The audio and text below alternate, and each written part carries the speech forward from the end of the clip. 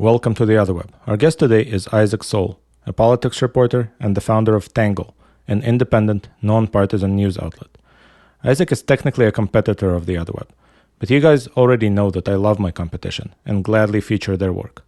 If there's a good news source out there, I want you guys to know about it. Isaac also has some interesting ideas on language and how news reporting can become better by intentionally choosing neutral terms. I think this is a discussion worth having, not just between Isaac and me, but throughout the journalist profession. Isaac, welcome to the show.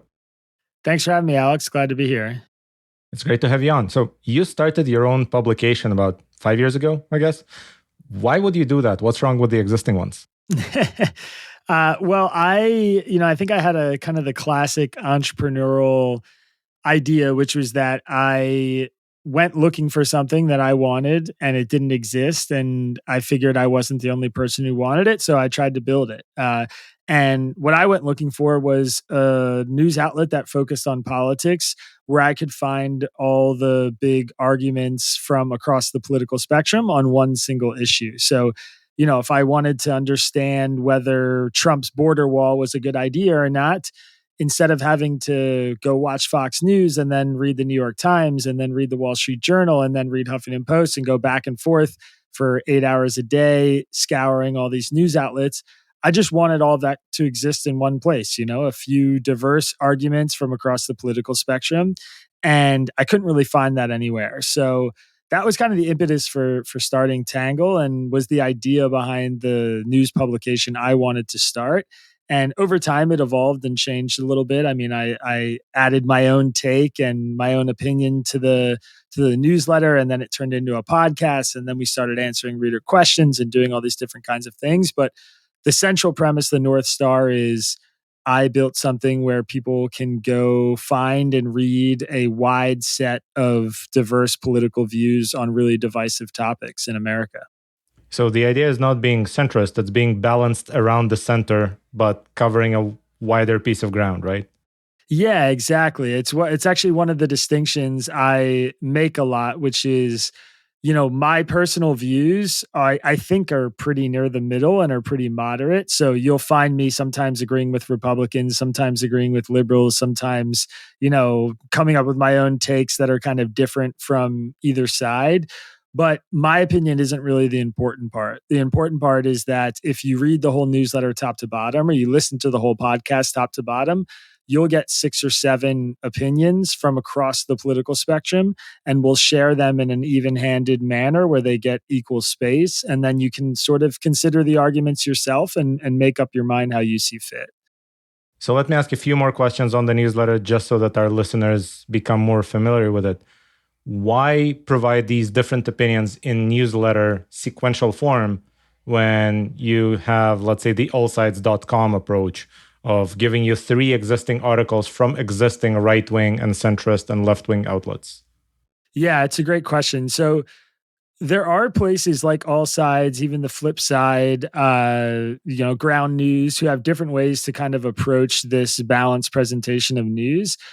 What we do, and the big bulk of our work, is that we go and find more than one article that represents, maybe the right or left political dichotomy.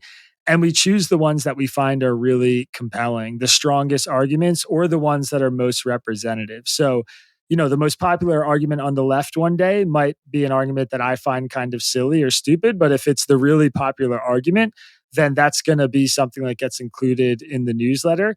At the same time, we also look for people who are bringing forward kind of new or fresh takes on debates that we've been having for a long time. So I think what people really love about our newsletter and what they get out of it is it's not just the first articles that pop up in a Google search result like something on All Sides might be. It's that we have a team of people who are spending hours and hours and hours reading dozens and dozens of articles, and then we're curating and sort of summarizing the ones that we think are the most interesting, the most compelling, or the most representative.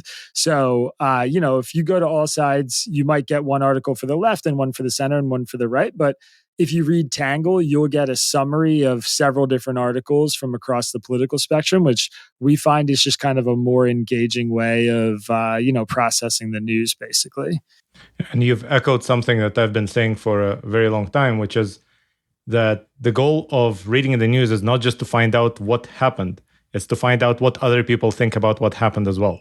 And so if there's a false argument that half the country is reading, the fact that it's false doesn't mean you shouldn't know it. You should know it. Otherwise, you can't predict their behavior anymore.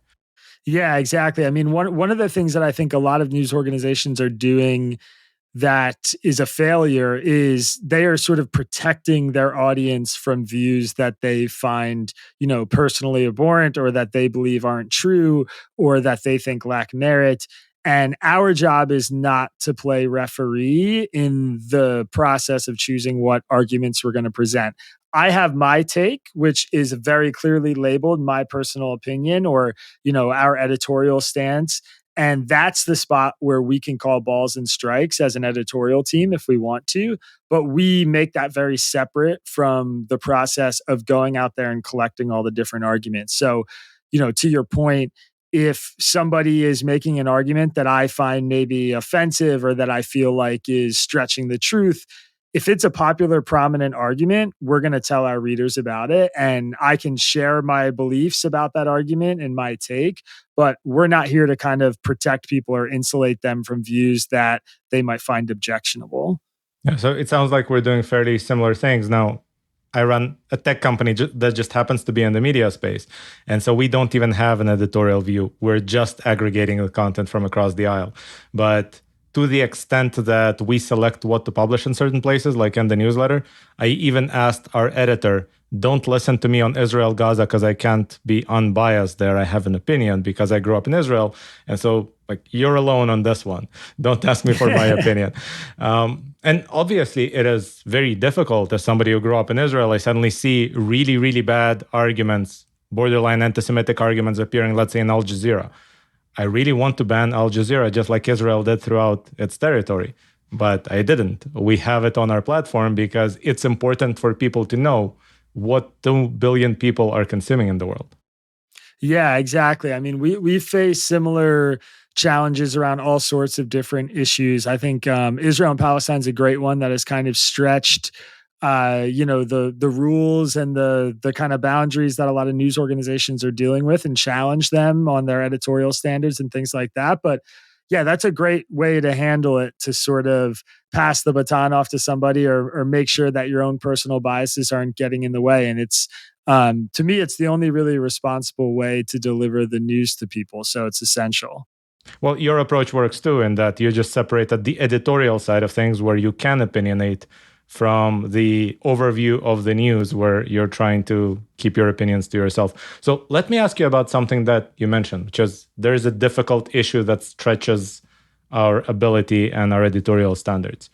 It seems like there's quite a few of those issues. Israel-Palestine might be the most difficult one because if I try to map the positions of the two sides, there are just no overlaps and no shared assumptions. It's probably the worst one in this regard. Even if I take something like the abortion issue, it seems like if I map the right and map the left, somewhere around the abortion laws of Finland, we have overlap, right? Where those seem to be acceptable to both sides if you really ask them about it. But in Israel-Palestine, that just doesn't exist. And in some issues, it seems like even the language itself that is used by the different sides essentially excludes the possibility of the other side being right. So I know you're really interested in the language angle of this issue. Can you tell us a bit more about how you view that?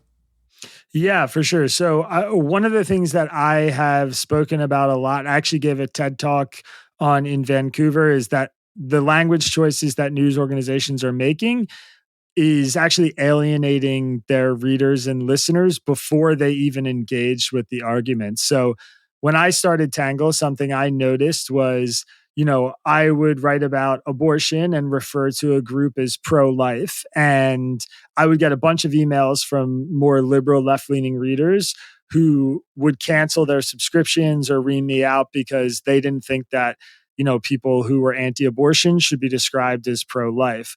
Or I would refer to, illegal immigrants as undocumented immigrants. And then people would write in who were conservatives saying that they were unsubscribing because I was tipping my liberal bias by using the term undocumented immigrants. And so we had this kind of come to Jesus moment where we were like, we're losing people before they even engage with the arguments, which is the whole point of our newsletter. It's the whole point of our product, is to get people to what the left's saying, what the right's saying, so they can kind of get out of their news bubble.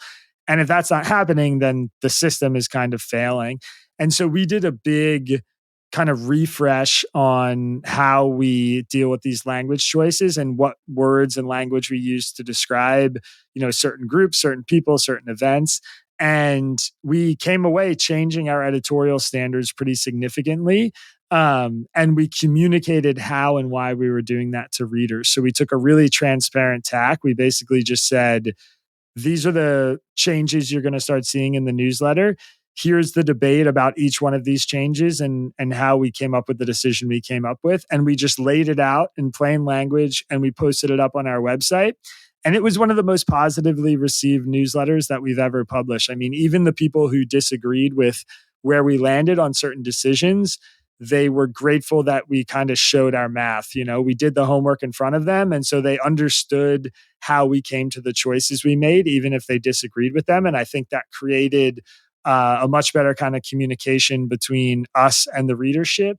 And it allowed us to just show people that we were being thoughtful about this. So, a good example is, instead of saying undocumented immigrants or illegal immigrants, we say unauthorized migrants, which is actually a technical legal term that a lot of departments in the United States government use to describe people who cross the border illegally, but it also describes people who maybe are here and overstayed their visa, things like that. And it's a term that, it doesn't do the thing the left is worried about, which kind of describes a person as illegal, which they find offensive. And it doesn't sort of sugarcoat the fact that somebody's here committing a crime by calling them undocumented, which makes it sort of introduces this kind of soft language to describe somebody breaking the law.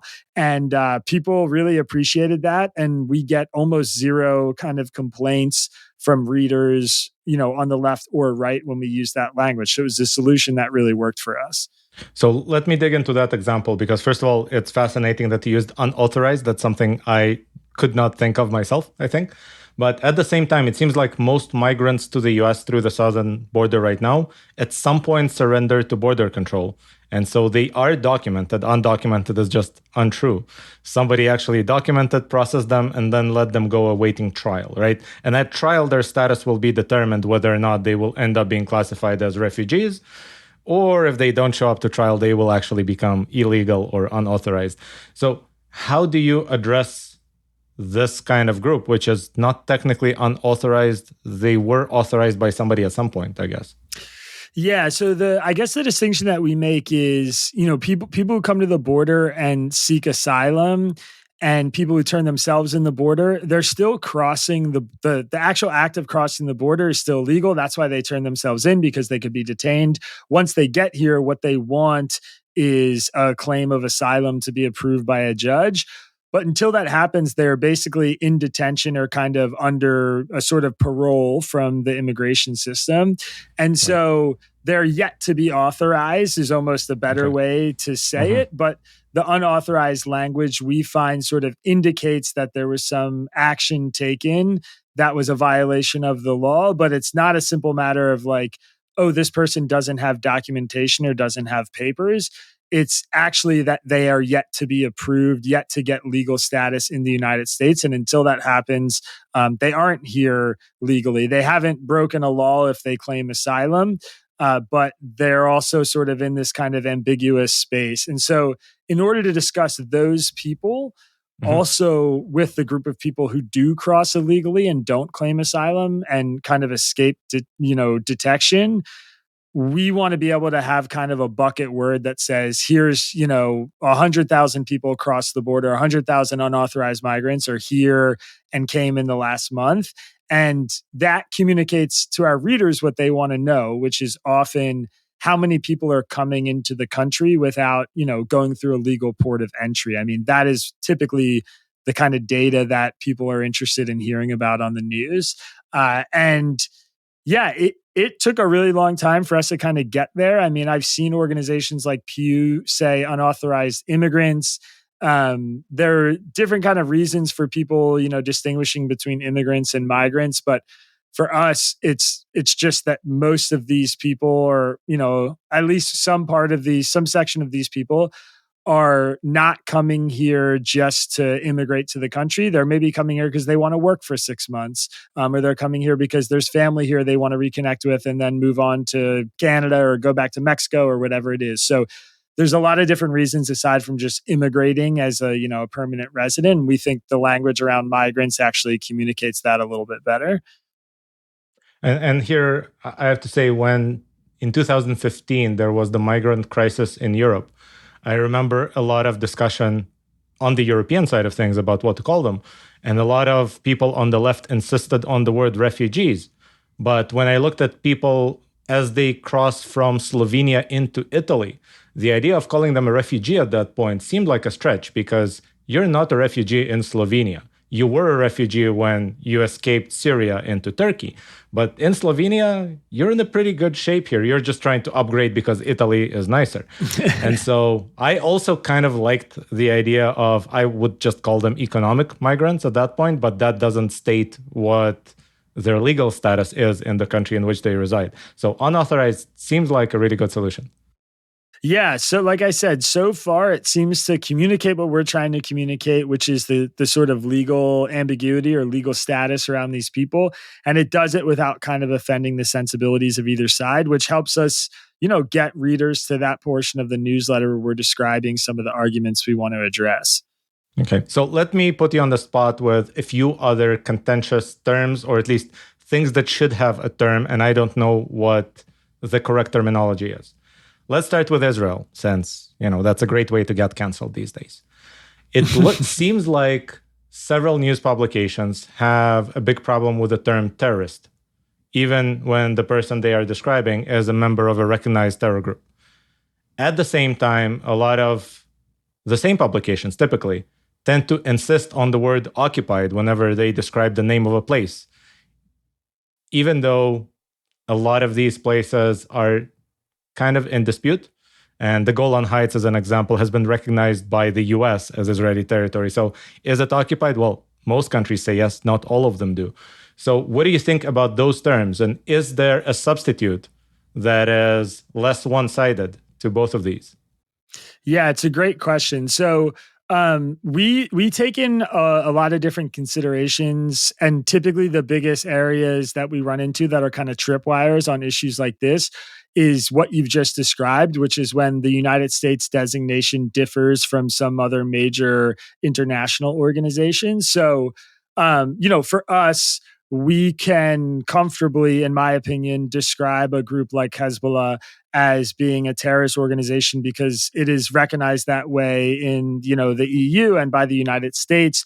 Though when there's a war happening or a conflict like what's happening in northern Israel and Lebanon right now, somebody from the organization Hezbollah or operating in that group, we might describe as a combatant or a militant rather than a terrorist, because if they're fighting in sort of this version of live combat, to me, that kind of distinguishes from somebody who's, doing an action of terrorism, as we might describe. But that's an important distinction. So I want to dive into that one. October 7th, people take down the fence from the Gaza side. They go into Be'eri or into Kfar Aza, and they just start either murdering locals or capturing them and taking them hostage.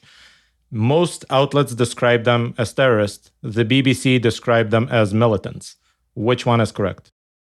Yeah, it's a really good question. My personal and our kind of editorial stance is that we describe the events of October 7th as a terrorist attack and the people who participate in those events as terrorists, because that to me was not, it was not like an organized military operation. And it wasn't something that sort of followed the contours of what we might describe as traditional military incursion, invasion operation.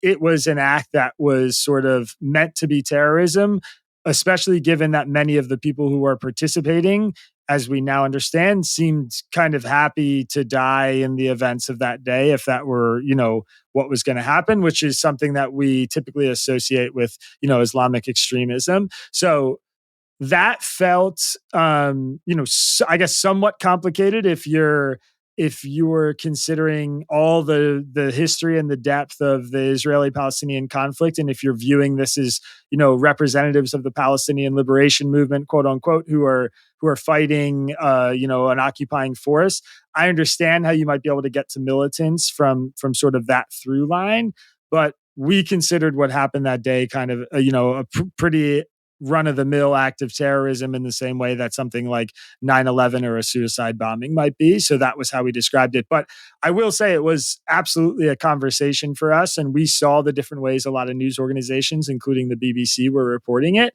And I don't think it was particularly simple or obvious. And it's one of the really kind of tricky things that we have to approach. Well, I'm not going to ask you about the simple or obvious. It's going to get more difficult from here. But let's go with somewhat adjacent example. Hezbollah shoots a projectile into Majd al-Shams, kills 12 school children from the Druze community. I open the BBC or any other outlet.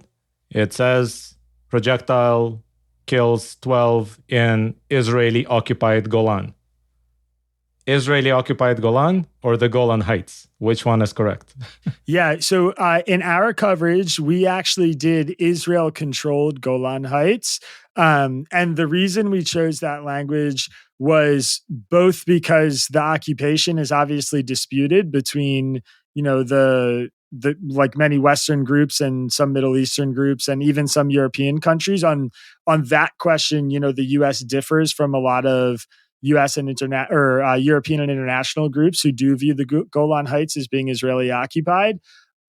But we thought it was kind of the safest neutralist play to recognize the fact that that Israel does control the Golan Heights, whether you view it as occupied or not. That felt like a word or a piece of language that would be accepted by people, maybe on the Eastern or the sort of Arabic Palestinian side of the conflict, as well as people on the U.S. Israeli side of the conflict. I was expecting to get quite a bit of blowback about that from, we have a lot of Israeli and Jewish readers actually who I've heard from since October 7th. So I just know that many of them are reading our newsletter. I also lived in Israel for 6 months. And so I have friends and family from Israel, and I'm an American Jew, so I have some connection and that that contributes to the readership. But nobody really seemed to be bothered by it, which I appreciated. At least I didn't see in my scouring of our inbox in the comments section anybody kind of calling that language out. So that was actually a totally new issue for us. I mean, I think we've referred to the Golan Heights before, but this was like the Golan Heights was the center of the story. And I was pretty happy with how that panned out, that it didn't bother anybody. I mean, I'd be curious how that lands with you as an Israeli, if that feels like appropriate language to you. Well, I have to say, so my first instinct is, why should there be a prefix? But to the extent that I consider this particular prefix, I can't argue with Israel controlled. Israel is controlling it. Right? So just maybe the first reaction is, why are you even describing it as something other than the Golan Heights? If people want to read on the history of that, you can put an asterisk and an explanation or a link to Wikipedia. But to the extent that you think that you need to explain it in the sentence itself, the fact that you picked something that literally nobody can argue with is a good idea. Yeah. I was, like I said, it was a fresh one for us. It was not something that is kind of recurring in the U.S. news cycle like abortion might be. So I was pretty happy with how that turned out. So I'm not going to touch upon abortion, but I do want to get into the culture war and perhaps ask you what I think is the most difficult example out there. And after that, we'll talk about fun things like the future and what is going to happen. But here's an example from about 2 or 3 months ago. Republican legislators in Oregon passed a law that places restrictions on gender transition surgeries. I'm opening news reports about it, and UPI is the one I happen to remember, and it says Republican legislators ban gender-affirming care in Oregon. And I'm thinking, you change the terminology of the bill itself without even acknowledging that you have, so none of the readers know that the bill said something else. That's one problem. But the second problem is, if you think about those two terms, gender transition surgery versus gender affirming care, those terms make an assumption right in the term itself. One assumes that the gender changes during this procedure, and the other assumes that it doesn't. There is no overlap between these positions. So what is the middle ground? Because it seems like the moment you pick one of those two terminologies, you've already made a political assumption that precludes half of the possible solutions to the problem.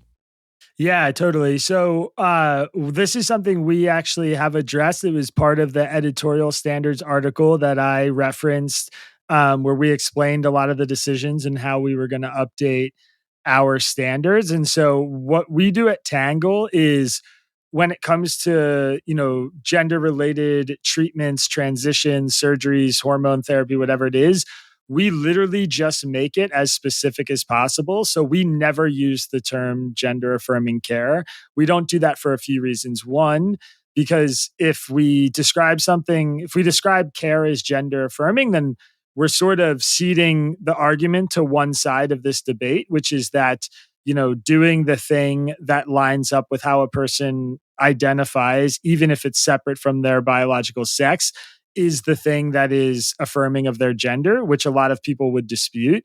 Many of our conservative readers don't agree with that assessment. So we don't want to make that assessment for them. And second is because it's just really, really broad. So quote unquote gender affirming care could literally mean anything from calling somebody by their preferred pronouns, which I think is a totally basic and decent thing to do that everybody should do, to surgery to remove a biological female's breasts in a sex transition surgery. That's a huge spectrum of things. So if there's a law that's banning, referring to somebody as the pronouns they prefer, that law should not be called gender, should not be described as preventing gender affirming care the same way that, giving a 12-year-old hormone treatment should be described as gender affirming care. There's such a huge ocean between those two things that we just say the law prohibits gender transition surgeries for minors. We will say as specifically as possible what the law actually does, because we want our readers to understand that this isn't a law that's banning a full spectrum of gender affirming care. It's just banning these very specific things that, are what the law is intended to prohibit and what the legislators are trying to prohibit. And so our readers should understand the actual specifics of the bill. And we do this in all of our coverage around, issues related to trans people, because we've found, generally speaking, that news organizations are actually really good at obscuring what the heart of the issue actually is with really broad language. And that's one of the failures of the coverage on this issue. I mean, oftentimes you have to read to the 12th paragraph to even understand if the story is about minors or adults, let alone, whether it's about something like hormone therapy or surgery versus something like using someone's preferred pronoun. So it's a really complicated issue. And our solution to it is we just try to be as specific as possible and kind of narrow what's happening to the degree that we can, and tell our readers, in a short and concise way, basically. So it seems like both in politics and in media right now, you have a lot of this Frank Luntzian approach to things, trying to come up with a really vague term that doesn't really describe the thing that you're referring to, but which already plants the seed of how you're supposed to think about the issue. Another example, since you did mention abortion before that, I'm seeing reproductive care or reproductive justice used a lot. And I'm thinking, well, first of all, that is very broad. I'm not sure whether you're referring to buying a condom or actually performing an abortion. But the other question is it reproductive or is it mostly anti-reproductive? That is the whole purpose why most people need that care. And that is what most items in that category of care are. So I guess the question is, should we try to push back against that by using the most specific language possible? And are you seeing symmetry in this, or is this mostly used by one side or the other? The second part of that question is really interesting. I tend to see symmetry in it, to be frank. I think both sides are kind of guilty of this. The thing that, I see conservatives do on an issue like trans care is they will describe maybe a liberal push to be more accepting of trans people as, sterilizing our children or something when they kind of use the opposite tactic where they get really specific about maybe one really negative part of a bill as they see it to broad Yeah. brush the entire movement when maybe a lot of it is just about social acceptance for kids and making them feel welcome in school or whatever it is. With regards to abortion, yeah, I would say for us, it's really similar as our approach to trans issues. It's that we just try and be as specific as possible. So, we've had a lot of debates about, describing a fetus or an unborn child and at, what levels of gestation might we do that, things like that are really complicated. And there honestly aren't great answers that appease either side on that issue. But with regards to bills that might ban abortion at 6 weeks or something like that, or our heartbeat bills, we might describe them as banning abortion. We would never describe them as a limit on reproductive care or women's health care, because we know that half the country doesn't view abortion as women's health care. So we just say exactly what it is, and then we're really careful about laying out the kind of caveats that are related to it. So if there are exceptions for rape or incest, things like that, we make sure that's included. Typically, those exceptions involve women's the mother's health, the pregnant mother's health. So if her life's in danger, maybe they make an exception, and we might talk even about what kind of exceptions the law has if it's ectopic pregnancies, things like that. So we do really try and drill down and get as specific as possible. The thing you definitely won't see is us using kind of the activist political language from either side to describe one of these things.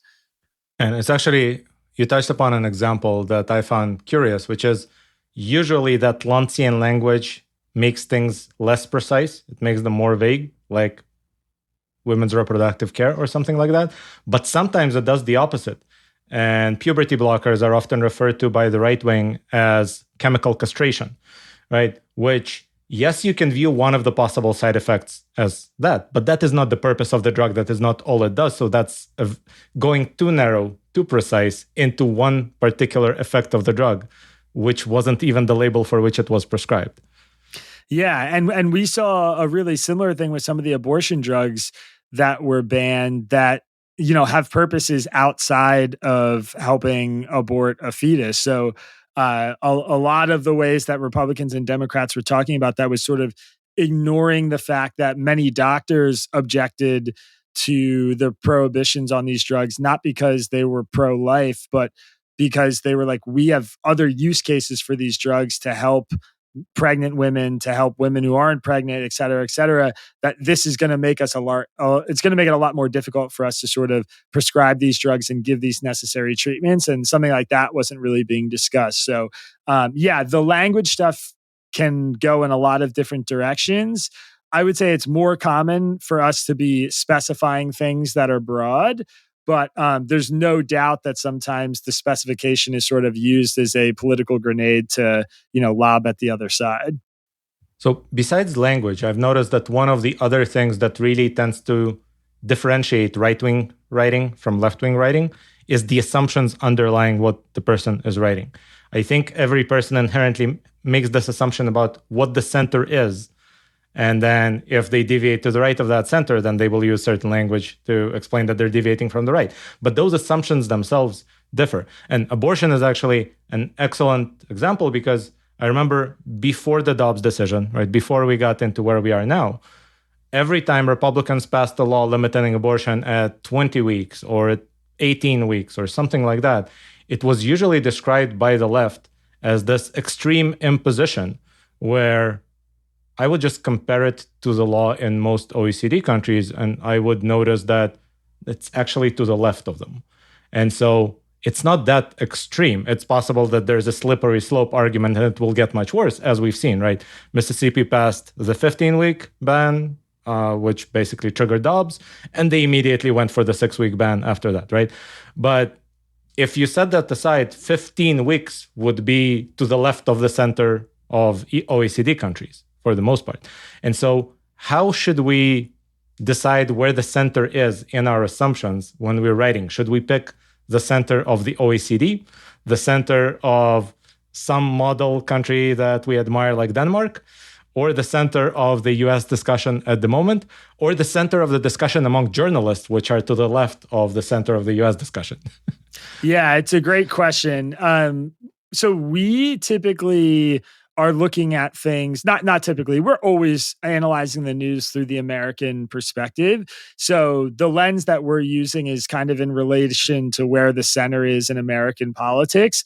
We'll reference the fact that from my perspective, and I think, this is pretty borne out by a lot of political science, that America is right now to the right of most European countries, definitely to the right. The center in America is to the right of countries like Denmark or Finland or whatever. Even countries like France, I think, and England even, I think the American center is still a little bit to the right of them on issues like, immigration, trade, things like that. But abortion is actually a really good example of that, where the left in the US has had so many victories for so long that if you look at, the European Union as a whole, we are sort of to the left of a lot of those countries.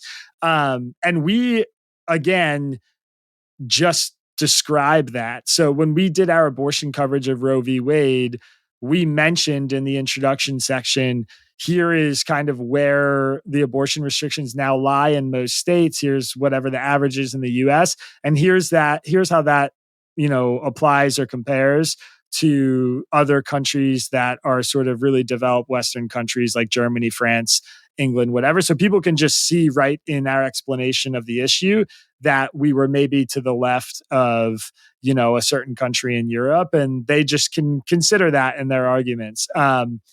It is a really hard thing to address the center or talk about the center and even the left and the right because of what you said at the end there, which is that a lot of journalists in the United States have more liberal, worldviews than your typical American.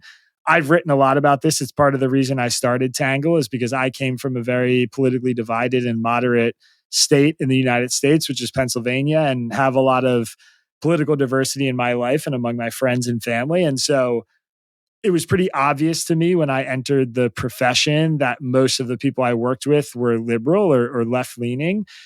But we talk about the center in terms of, what do American citizens believe on average, and where does that align? So, I would describe the United States average, like the median voter in the United States right now, as just being a hair to the left of center.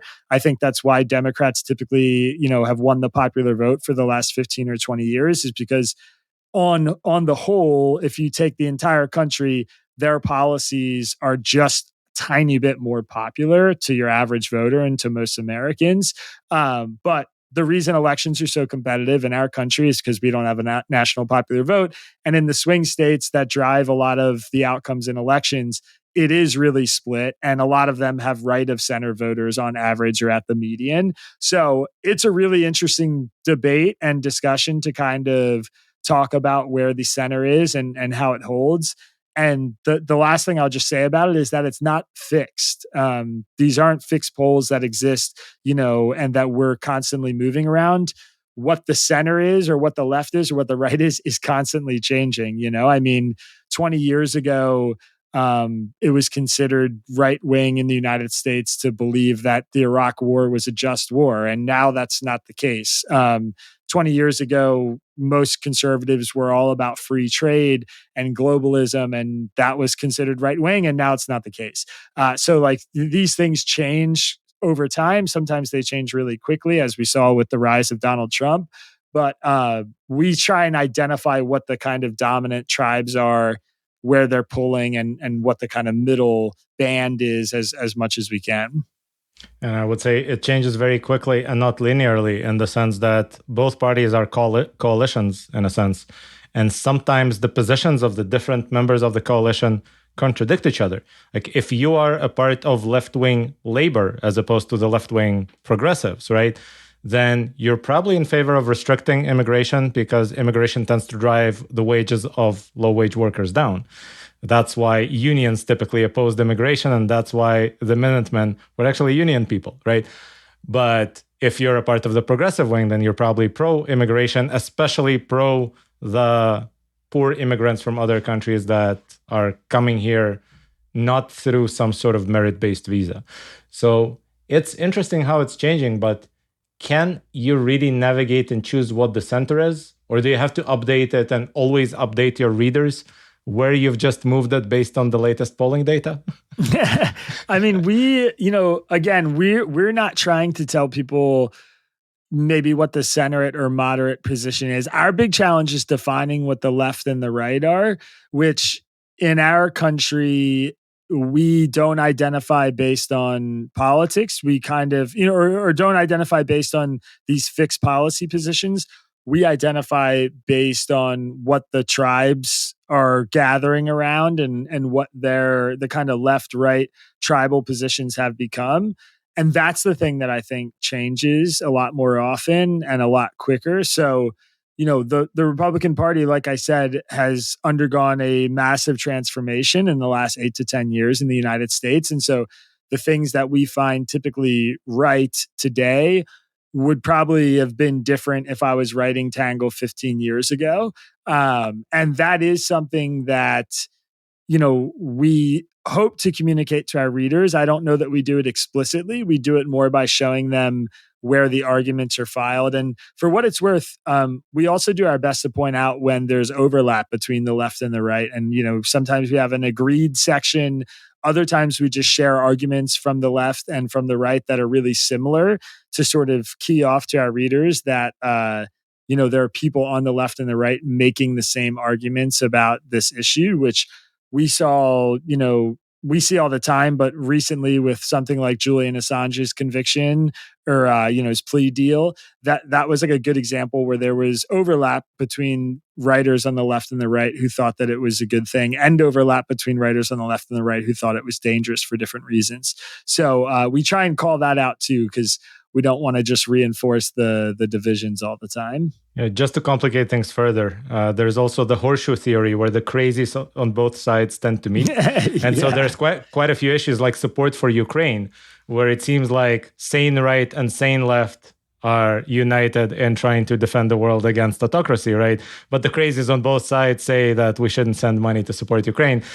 But here I'm injecting my own opinion, obviously. Yeah. Well, I mean, it's something I've said before too, that Bernie Sanders and Donald Trump are not at 10 and or not at 12 and 6 o'clock. They're at 10 and 2 o'clock. Their positions on a lot of issues are closer to each other than maybe your standard center right person or center left person, because you go around the horseshoe and then you kind of come back to similar positions for different reasons. But they're a great example where you'll hear Bernie and Trump making similar economic arguments about immigrants or something like that, even though they despise each other and despise each other's politics. And this is what I mentioned, that the Bernie wing of the left, if you may call it that, because he's not exactly a Democrat, he's on the left, is traditionally anti-immigration. They're supposed to be anti-immigration because they are pro-labor, and the two are in conflict economically because Econ 101, right? If you increase the supply of something, then the price goes down. And so it seems to have been the traditional position, but now it conflicts with what I guess is a moral rule of the left to always take care of the downtrodden, the victims, right?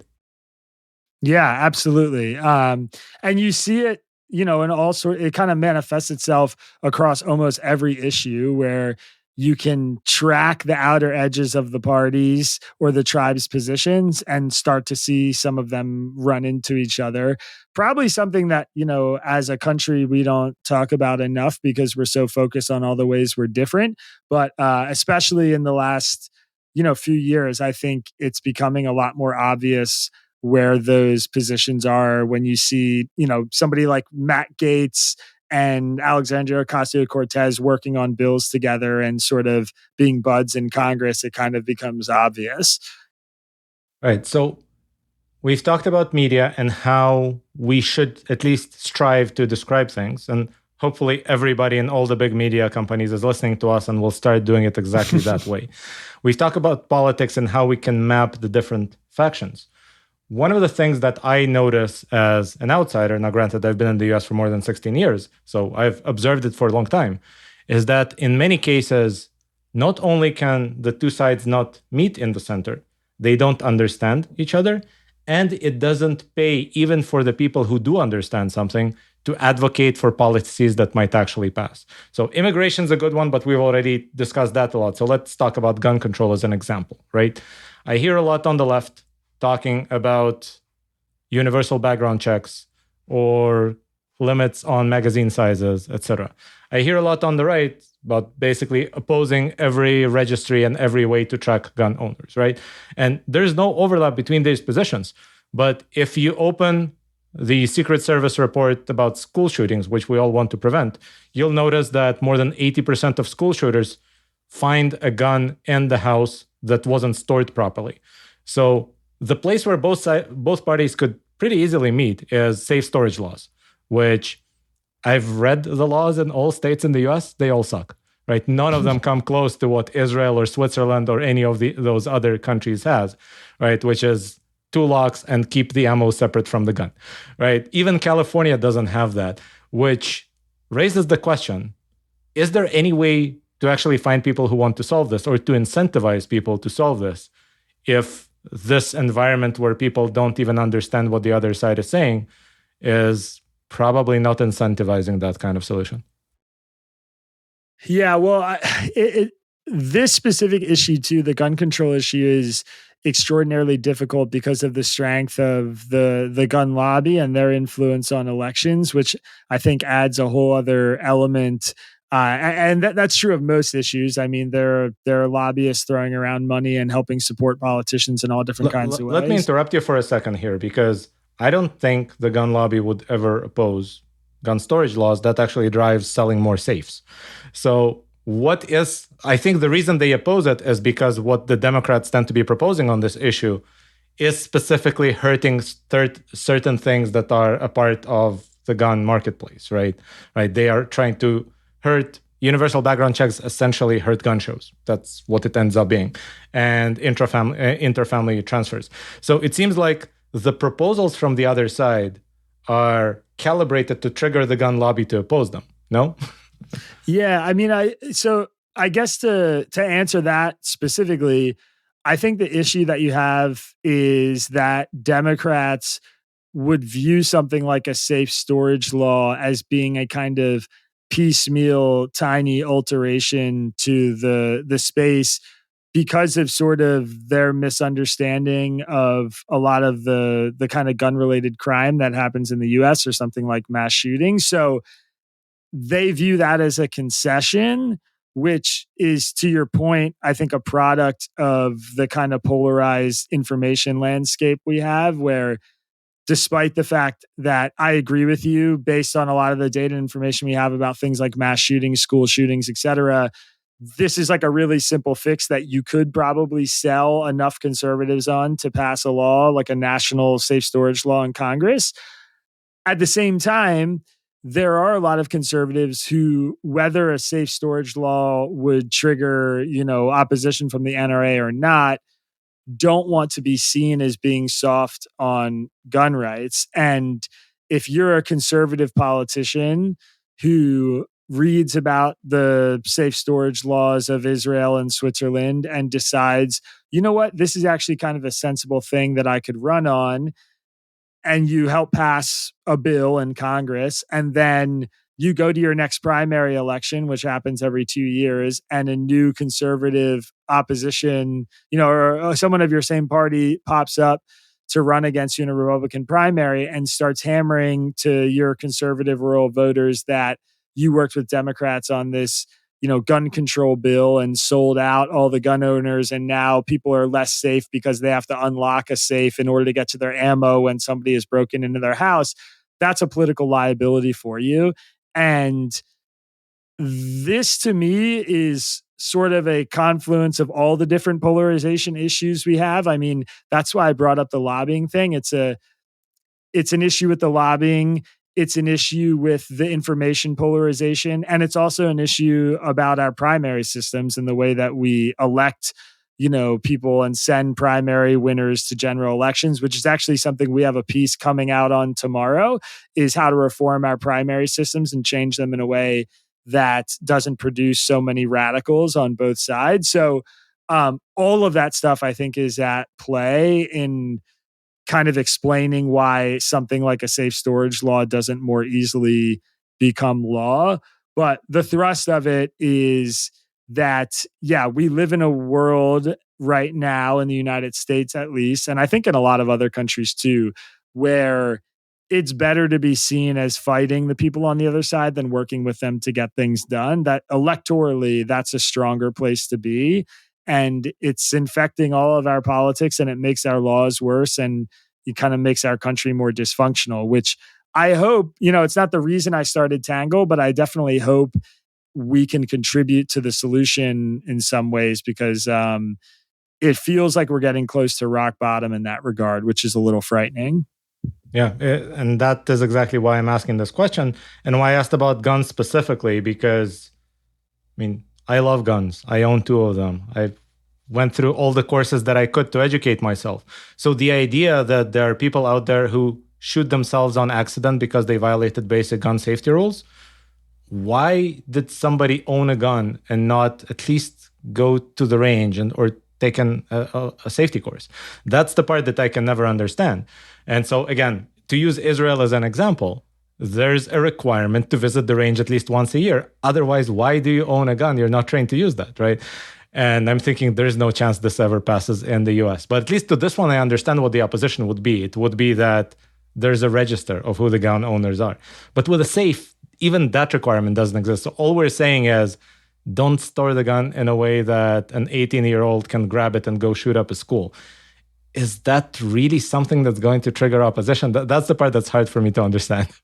Yeah, no, I think we're similar in that sense. I don't live in a place right now where it's easy to legally own guns, but I grew up around them, and I also like shooting and like guns. And, my solution to this problem has always been that we should treat them at least in the same ballpark of the way we treat driving, which is, I can't go get in a car without taking some safety courses and maybe even passing a test and having a license. And I understand why people object to, treating gun ownership like we treat having a driver's license and being able to legally drive. But we could pick like one thread of the requirements that exist around driving a car and apply them to gun ownership. And I think our country would be a lot better off for it. But yeah, we don't. And a lot of it is kind of just the toxicity of the sort of the political culture, and also the gun culture, which, for what it's worth, I have older relatives who grew up and spent their time shooting and owning guns all their lives. And they look at the way that guns are talked about and treated in the United States today with disgust, because, they remember the kind of the reverence and the appreciation for how serious it was to own or shoot a firearm, when today it's like, AKs and or whatever, ARs, and these really high powered weapons are sort of treated as a prop for photos, and people make videos of themselves shooting beers in the backyard to make a political statement. It's like, it's just a different culture, which I think contributes to the problem a lot too, and makes it really difficult. It is. And I have to say, from the side of the people who own guns, every time I read criticism from the people who don't own guns, it is so incoherent, and they really understand so little about what they talk about. That it's hard to take that criticism seriously, even though we're supposed to take criticism seriously, right?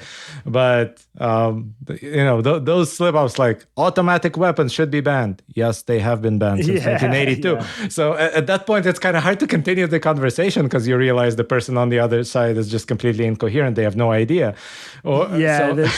Even legislators, there's a lot of legislators out there who I've heard talk, and it becomes obvious they think that, AR stands for assault rifle, not Armalite. And then you're like, oh God, I know everything they say is just going to be kind of idiotic nonsense. But it's part of the issue for sure. All right. I don't actually know where do we finish here. I like to finish on a hopeful note. So let's try to see if we can think of a scenario in which everything coalesces into something better, other than overhauling our entire election system, which is probably not going to happen anytime soon. How can you and I and maybe the people listening to us drive towards a better discourse and better political life in the US? Yeah, look, I mean, first of all, my advice to people always is just do it at the community level in your immediate vicinity. All of us have friends and family and neighbors whom we disagree with strongly. And, if you drink alcohol, I suggest buy a six pack of beer and knock on your neighbor's door and try and build a relationship with them that's different from politics. Because I think the more that we understand and appreciate people separate from what their political views are, the easier it is for us to empathize with their political views and genuinely understand them and hear them. And we just don't do enough of that in our country, first and foremost. My optimistic take that I'll throw out there is, I started this news outlet on a hope and a wish that people were interested in getting out of their media bubbles. And we've been tremendously successful. I mean, we have over 120,000 people on our mailing list. Many of them are paying subscribers who support our work. I've built a sustainable media business around this idea. And as we head into another really wild, crazy, divisive election, I'm finding that more and more people are really, really interested in better understanding the other side. And so I sort of view the kind of 2016 to 20 era as peak partisanship. And I think that we've kind of hit rock bottom, and a lot of people are starting to look for something better and turn towards a more dignified, nuanced political understanding. And I think that attitude is spreading a bit more and has been for the last few years. So, as somebody who does this work every day and is on the ground, I really do feel it shifting in that way.